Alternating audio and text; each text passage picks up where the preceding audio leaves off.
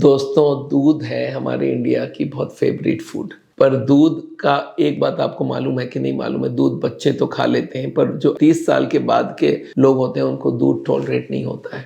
अगर आप ज़बरदस्ती दूध पी रहे हैं तो आपको मालूम होना चाहिए लैक्टोज इंटॉलरेंस के बारे में। दूध की एब्जॉर्प्शन बॉडी से बहुत कम हो जाती है 30 साल के एज के बाद। तो इसके बारे में मैं आपको बताने वाला हूँ आज, इस वीडियो को सुनिएगा एंड तक।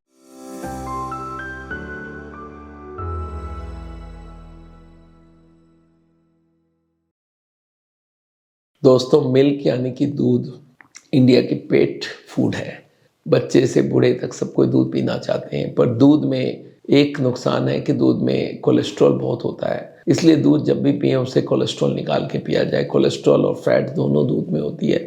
फैट मतलब ट्राइग्लिसराइड। तो दूध अगर आपको पीना ही है तो दूध को फैट रहित करके पिया कीजिए। जितना फैट दूध से निकाल लेंगे उतना अच्छा रहेगा। पर दूध अगर लेते हैं तो एक बात आपको मालूम होना चाहिए, 30 साल के बाद ये दूध की एब्जॉर्प्शन बॉडी में बहुत कम हो जाती है और दूध का इंटॉलरेंस बढ़ता है। हमारे बॉडी में एक एंजाइम होती है जिसका नाम है लैक्टेज। वो लैक्टेज एंजाइम है दूध की जो शुगर होती है जिसका नाम है लैक्टोज। जैसे हम लोग ग्लूकोज खाते हैं, दूध में ग्लूकोज नहीं होता है, लैक्टोज होता है, और उस लैक्टोज को तोड़ना होता है लैक्टेज के थ्रू, और लैक्टेज डेफिशिएंसी हो जाती है एज के साथ साथ। तो ये जो दूध को तोड़ेगा नहीं तो क्या होगा, हमारे अंदर में दूध के जगह दूध से बहुत सारी चीज़ निकल गैस निकलती है और डकार आती है, लूज मोशन हो जाती है, पेट में गुड़गुड़ गुड़गुड़ करती है, पेट दर्द करता है। तो ये बात याद रखिएगा, दूध को आप 30 साल के बाद लेते वक्त सोच के लीजिए कि आपको कितना टॉलरेट होता है। टॉलरेट हो रहा है तो अच्छी बात है, पर most of the people give up दूध क्योंकि उनको तकलीफ होती है दूध से।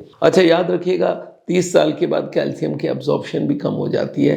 तो जो हम लोग सोचते हैं भी दूध से कैल्शियम मिल जाएगा, वो काफ़ी कम हो जाती है। और इसके संग विटामिन डी की एब्जॉर्प्शन भी कम हो जाती है। तो दूध से ये जो विटामिन डी और कैल्शियम है, ये दोनों मिल जाए ऐसा भी नहीं है। तो याद रखिएगा, दूध को हम लोग ले सकते हैं, पर ऑस्टियोपोरोसिस के लिए दूध की बहुत सारे सब्स्टिट्यूट्स है जिसमें कैल्शियम काफ़ी हद तक मिल जाता है। और याद रखिएगा, दूध को डाइजेस्ट नहीं कर पाता हमारा बॉडी 30 साल के बाद, इसलिए दूध को हम लोग मना करते हैं। हालांकि मैं आपको बता दूं, दूध के जो सब्स्टिट्यूट्स है उसको आपको समझना पड़ेगा। दूध के बहुत सारे फॉर्म्स है। एक तो दूध होता है जो कि प्योर दूध होती है, जिसको हम लोग बोलते हैं फुल क्रीम मिल्क, जो गाय से आती है, उसमें करीब 6.5% फैट होता है। उसके बाद आता है टोन्ड मिल्क, आता है 3% फैट वाली, 2% आता है डबल टोन्ड मिल्क, और उसके बाद आती है स्किम्ड मिल्क जो 0.5 ग्राम फैट होता है। तो आप अगर दूध लेना भी चाहते हैं तो स्किम्ड मिल्क लेने का आदत डालिए। और दूध की आजकल बहुत सारी सब्स्टिट्यूट आ गई है, जैसे ओट मिल्क, जैसे सोया मिल्क, इसको लेने का कोशिश कीजिए। हाँ, अब कैल्शियम और विटामिन डी कहाँ से आएगी? विटामिन डी आएगी आपके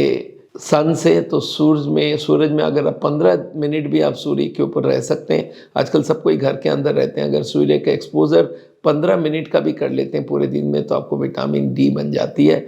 और कैल्शियम आपको बाहर से भी मिल सकती है, तो इस बात को याद रखिएगा। कैल्शियम की सोर्स बहुत होती है, पर एक ऐसी सोर्स आपको बता दूं, पान का चूना। पान के दुकान में से थोड़ा सा चूना खरीद लाइए, एक मटर दाने जितना चूना पानी में घोल के अगर आप पीते हैं तो दूध का सारा कैल्शियम आपको मिल जाता है। तो दोस्तों, दूध ट्राई करिए अवॉइड करने का। Thank you so much.